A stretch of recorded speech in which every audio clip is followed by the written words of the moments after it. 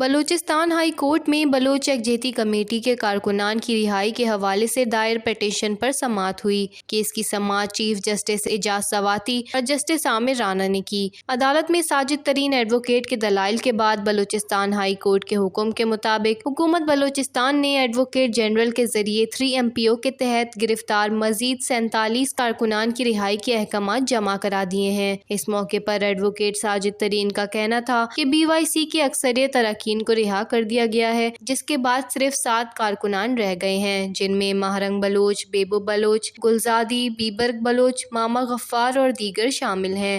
جو قیادت ہے BYC کے، اس کے حد تک ان کا لگ رہا تھا کہ وہ گورنمنٹ اس کو کنٹیسٹ کرنا چاہتے، اس کو چھوڑنے کے موڈ میں نہیں ہے، لیکن ہم نے کورٹ کو یہ کہا، کورٹ سے ریکویسٹ کیا کہ اتنے عرصہ ڈیلے کے باوجود جو ہے وہ آپ ایک جوڈیشل آرڈر پاس کرے، جو بھی آرڈر پاس کرتی، اگر ہمارے حق میں ہوتی ہے تو ہم پھر گورنمنٹ جانے اس کا کام جانے، اگر ہمارے خلاف ہو جاتی ہے تو ہم اس کو سپریم کورٹ لے جائیں گے۔ تو کل ایک اپلیکیشن انہوں نے دی ہے کہ ان کیمرہ ہیئرنگ ہونی چاہیے، ہم نے اس پہ اعتراض اٹھایا ہے کہ یہ اوپن کورٹ میں ہونی چاہیے۔ انصاف کا تقاضا بھی یہ ہے کہ اس کو اوپن کورٹ میں ہونی چاہیے، لوگوں کو بھی پتہ چلے کہ جو بھی الیگیشن یا الزامات آپ لگا رہے اس میں کہاں تک حقیقت ہے۔ انہوں نے ڈاکٹر مارنگ بلوچ کی قیادت میں جتنی بھی انہوں نے سال جو روڈوں کے اوپر انہوں نے احتجاج کیا ہے، وہ لاپتہ افراد کی بازیابی کا تھا۔ وہ لاپتہ افراد کی بازیابی کے لیے جدوجہد کرنا، بات کرنا، یہ آئین ہم حق دیتا ہے، اس ملک کے ہر شہری کو یہ حق دیتا ہے۔ اس میں ایسی کیا